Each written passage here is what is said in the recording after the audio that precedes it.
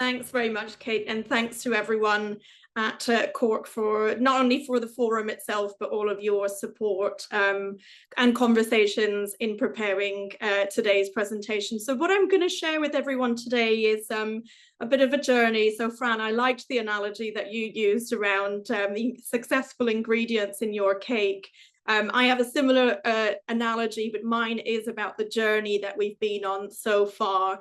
So what I'm going to talk to you about today is the work that I've been sort of leading on at Barnardo's on our outcomes framework. And really, I want you to sort of keep in mind that it has been a sort of a journey and it's work in progress. So everything that I'm sharing with you today is based on my reflections on being on this journey so far. So multiple and complex. So if I start there, I wanted to really just kind of highlight how we are starting from a point where it's working in an organization that's quite complex. So just speaking about myself personally first, I came into this very much from a research evaluation background, working in other charities before coming to Barnardo's. And what I realized very quickly about this organization is, of course, it's one of the household names when you think about large children's charities.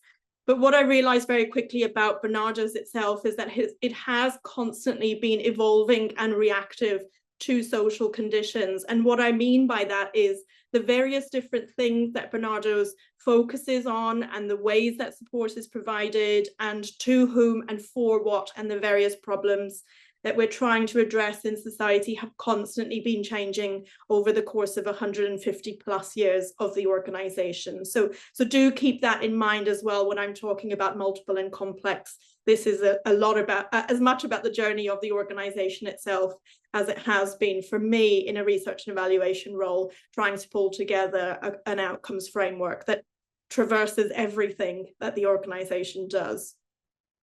In its current form, Barnardo's provides support across around about 700 services. So as everyone on the call will be aware, the landscape is constantly changing and funding arrangements often stop and start. And it's a wonderful world out there. But at any one time, we're providing around about somewhere in the region about 700 services, and that covers the entirety of the UK, so 4 nations.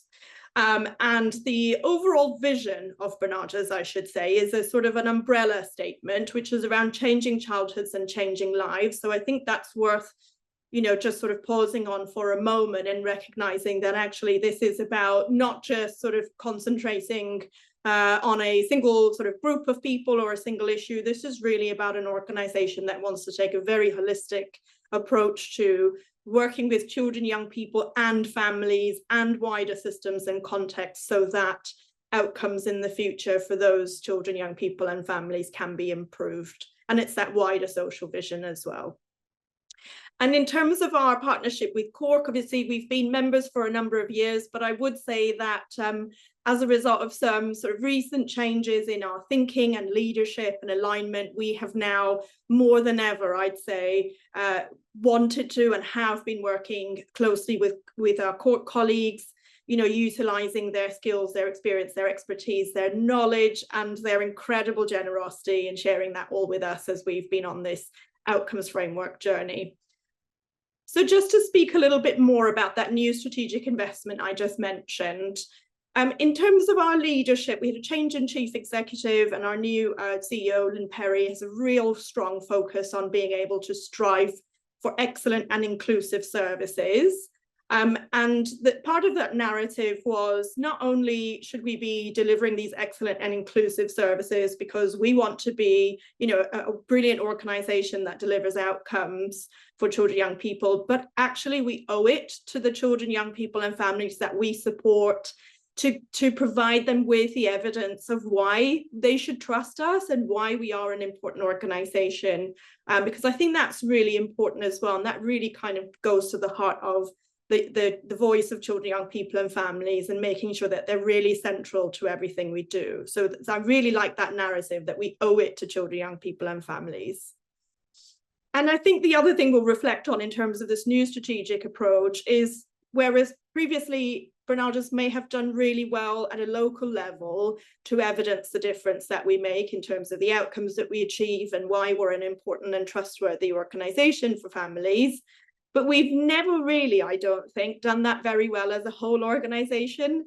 And this is where the sort of interesting journey around multiple and complex really comes to light, is you're trying to navigate a whole patchwork of local services and bring them together under that Changing Childhoods, Changing Lives umbrella. So we started as well from engaging with Cork, as I mentioned, more than ever before. Colleagues on the call, Nick, Lee, were so wonderful at sharing their time and their expertise with us through a series of workshops we had a little while ago. And that was really sort of reminding us again to go back to our purpose, thinking as well about things like theories of change, which is obviously super important to us. But they also mentioned around the best practice framework that Cork has. And so I think for me, that's really given me a kind of a place to aim for, and therefore trying to understand where we're starting from and where do we want to get to as an ideal or best practice state. And I really want those ribbons, I really want those badges, and I really want that recognition. But I think the sort of, you know, the more serious comment here is actually we've got something that we're striving towards. We're striving towards best practice. In terms of my personal principles that I think I brought to sort of designing this outcomes framework, I really wanted something that we would be able to work on that would be quite agile. And what I mean by that is not waiting for perfection, but actually feeling like we can get up and go based on what we have at the moment. And we don't have to sort of have the perfect model. We don't have to have the perfect outcomes framework that encompasses absolutely everything. But actually we can start small and build and keep going and be pretty flexible and pretty nimble with that. My second principle was that I was really keen that any work sort of designing and developing an outcomes framework has to be aligned. You know, I think the whole point around having outcomes framework is around alignment and consistency. And therefore, when I'm thinking about alignment and speaking about it, I mean both top down, so from a strategic position right into everything that gets measured, but also aligning with the views, voices, experiences of children, young people and families themselves, which then brings me on to my next point around being evidence-based. So of course, we want to make the most of the evidence that already exists. So in terms of existing outcomes frameworks, but existing literature and research around connections between outcomes, metrics, indicators, domains. And I think there is quite a lot of that we're really keen to tap into that already exists. So not wanting to sort of completely reinvent the wheel here, but being very grounded and very based in the existing evidence. And finally, another principle that was really committed to in developing the outcomes framework is to work iteratively. And again, I think that means just having an openness to learning and being able to fold that learning back into the process as well. So, for example, not having any sort of egotistical investment in what I've done is great and that's the only version that's ever going to exist. That can't be right. You know, the world is changing, things change around us, and we have to be ready to move iteratively and kind of go back to the drawing board on stuff if we haven't got it right, to do some deep work and understand and learn and improve stuff. So that's what I mean by iterative as a principle. And finally, in terms of a place that we were starting from, now, again, I do recognize, and I think Fran, you maybe spoke a little bit to this, but just in terms of sort of lifting your head up sometimes and having a look externally around what other organizations are doing. And to that effect, actually, collaboration has been a really important part of the journey to date. And that's collaboration both internally through engagement and consultation, but also externally with colleagues in the sector and beyond. And as a result of that, I should say there's a real movement towards a common outcomes framework for children, young people and babies, children, young people and families, which I'm really pleased to be a part of. And if anyone has any specific questions about that, I'm happy to chat about that afterwards as well.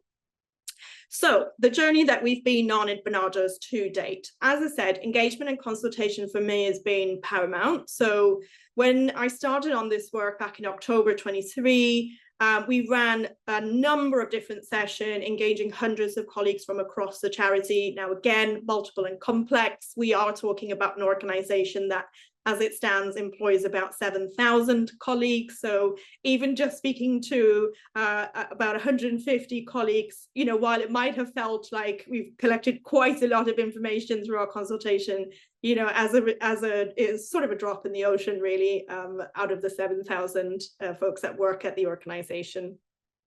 So in order to follow up on that, I did some specific sort of conversations with services a few months later.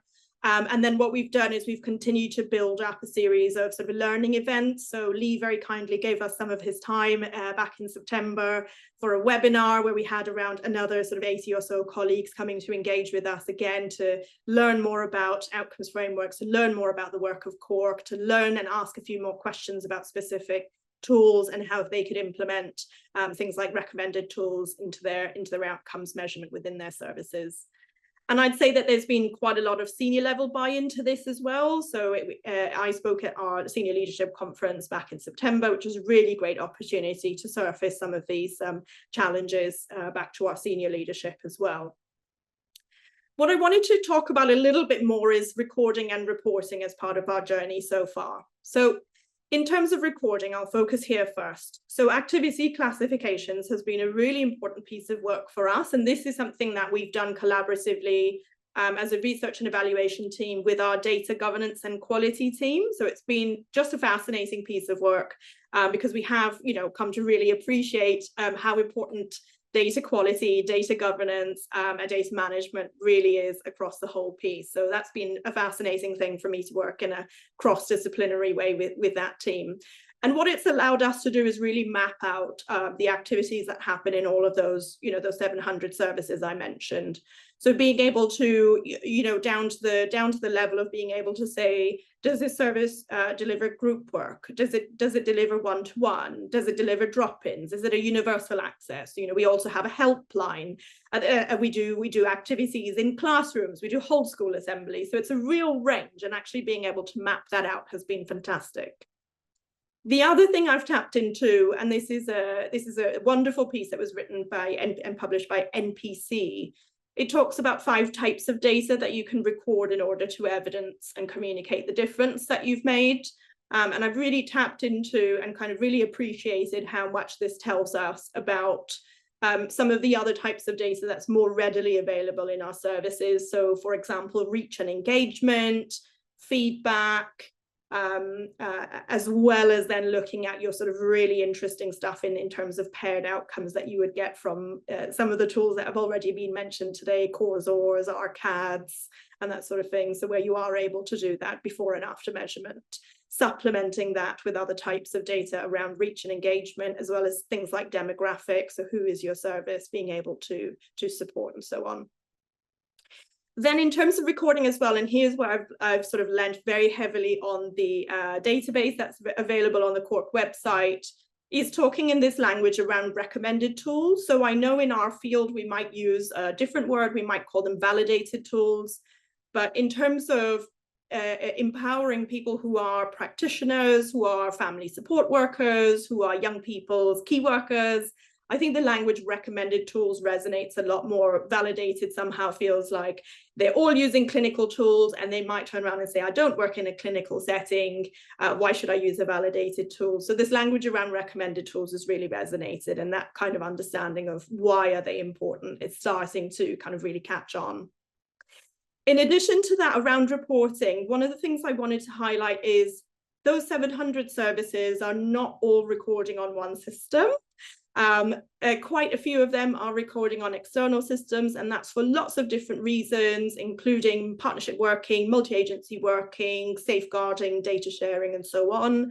And so the other thing that I've been able to map out with colleagues in the data and insights team more widely is what external systems our colleagues across Barnardo is using. And we've mapped out around 20. And we imagine that's a kind of big sweep. We've probably picked up about 80% of that. And I reckon there's probably a few more external systems lurking around that we are recording on.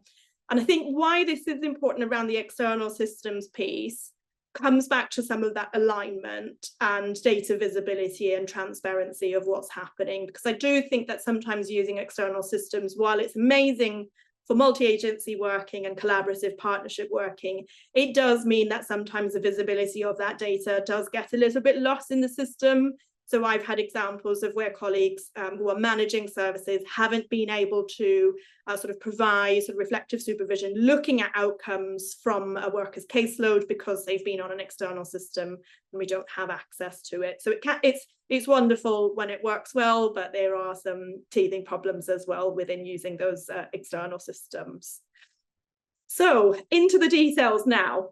At this point, we have mapped over 400 indicators to our outcomes domains, which has been no mean feat. As you can imagine, there has been absolutely loads of really, really meaningful and important discussion about how we map our indicators exactly. What sort of outcomes domains do they fall in? What is the measurement actually telling us? Is this an indicator that tells us that young people have improved well-being? Or is it a mental health indicator? Or is it an indicator of something else altogether?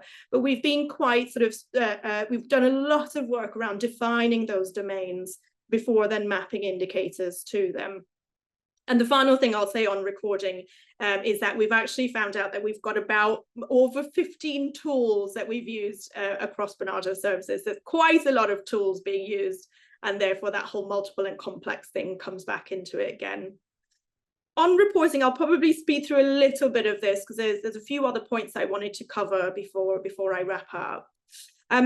I think reporting is, such an important part of the whole outcomes framework journey. The fact that we now have a conceptual framework that we can report up and into is really exciting. And we've started by some of our quantitative metrics being shown through the framework. So for example, we can now say as a whole organization, the proportion, so the percentage of closed cases where we have seen a positive move in any outcomes, and we can report that to the level of each of the domains within the framework. We're using tools like Power BI. Again, colleagues who are much more technical and much more knowledgeable about these types of things have been building this kind of stuff for me. I claim no expertise whatsoever in that area. So you have any questions about that, I will probably have to get back to you and defer to one of our wonderful data architects to be able to do that for you. But we have some really fabulous setups across the organization in Barnardo's where we have networks of management information officers and analysts who sit across our team. So they're allocated to services by region. So they're sort of geographically distributed, which again have been really helpful in terms of getting that reporting through. And of course, as a charity, we do publish our annual reports, which I think, again, going back to that iterative improvement, step by step, year by year, we want to improve and get better on what we can actually say in our annual reports. So I'll spend a little bit of time now talking about where next. And some of this is sort of my aspirations, and then I'll end with some final reflections. Culture change for me is an absolute, it's kind of the thing that's underpinned so much of the work around the outcomes framework and really bringing colleagues together on this journey with us to say, why is it important that we're more consistent in what we do, in how we measure and what we measure? Why is it important that we use these recommended and validated tools? Why is it important that we report with transparency and with confidence about the difference that we can make? And again, that really links back to that point around we owe it to children, young people and families.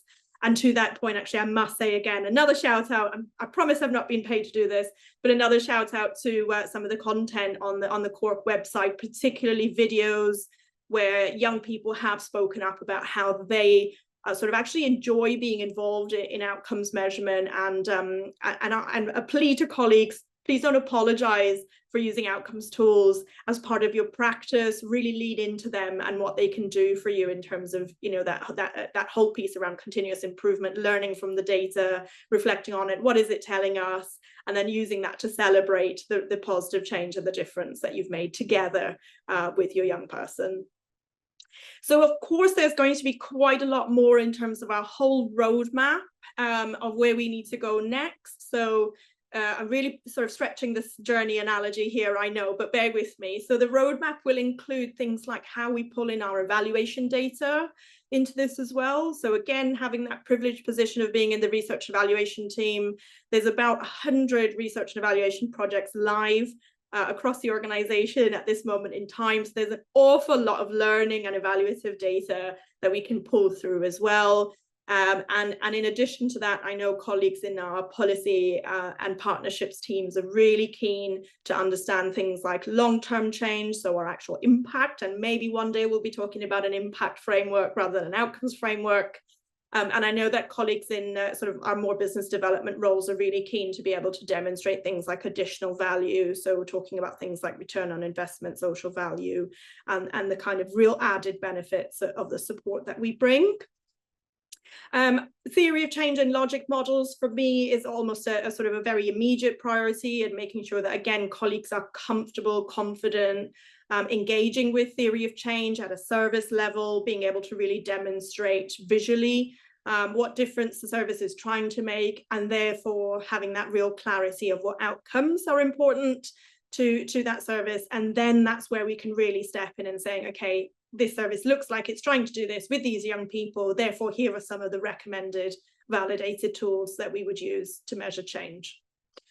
We want, so let me take a step back. At the moment, I think we're around about sort of between 30 and 40% of those 700 services can say something in terms of that before and after outcomes data. Remember, I was talking about the 5 sort of types of data that's been really informative to our thinking. So we do want to encourage more services across the organization to think about whether or not they can capture that before after data, whether that's realistic, achievable, and whether there's sort of capacity and willingness to do that, and whether or not that's acceptable for the children, young people and families that they support in their various different settings. So if you go back to that activities classification work, some of those settings might be a helpline, they might be drop-ins, and actually being able to measure that before and after outcomes data could be really difficult.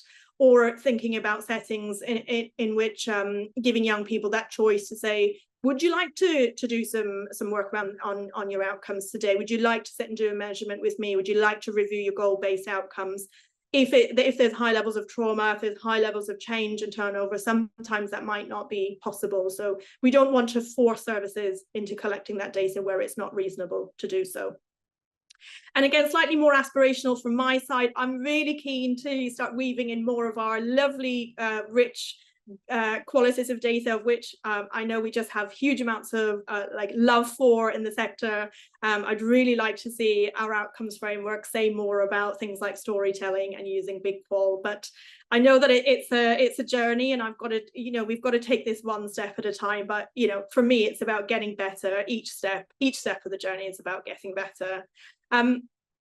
Final reflections from me then before I close and hand back to you, Kate. I think it's super important for me, and every time I speak about our outcomes framework, is to never forget why we're doing this. It's really about children, young people and families. It's about using really good tools to be able to improve our practice. Those tools allow children, young people and families to tell us how they're feeling, what they want to work on, what's not going well for them. And those tools really help our practitioners and our workers reflect. That reflective practice is so brilliant for everything that's relational in all that we do. The other reflection from me, and I've got a post-it on my desk that reminds me of this every single day, is we must keep the data flowing back.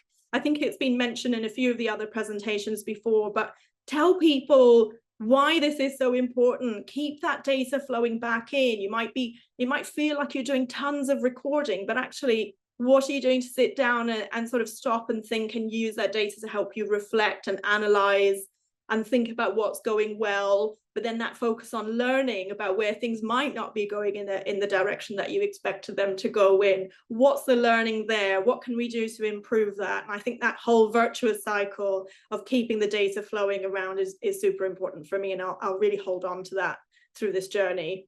As I think I've mentioned before, it is a constant work in progress. I don't at any point think, oh, we're nearly at the finish line. I don't think there really is going to be a finish line. So it's a fairly abstract thing to be like, we're just going to constantly work on it, but there's no end goal.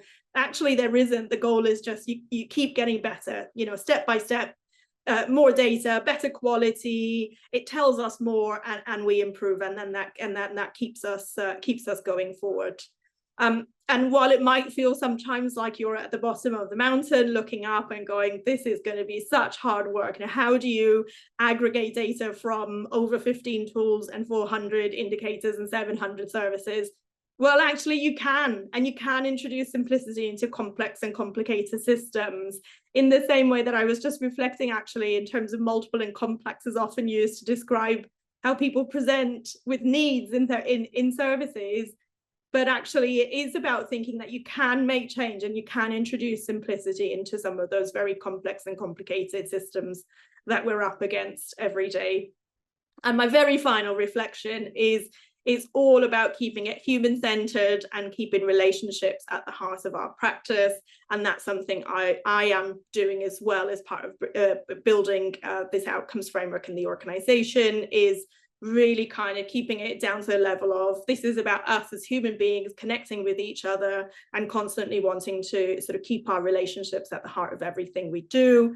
And that's true if you're doing research and evaluation, or if you're doing if you're working with children, young people and families in our services. So a thread that runs through it for me is just keeping that human being at the center of it all. And on that note, I will stop and hand back to you, Kate. My details are there should anyone wish to reach out afterwards as well.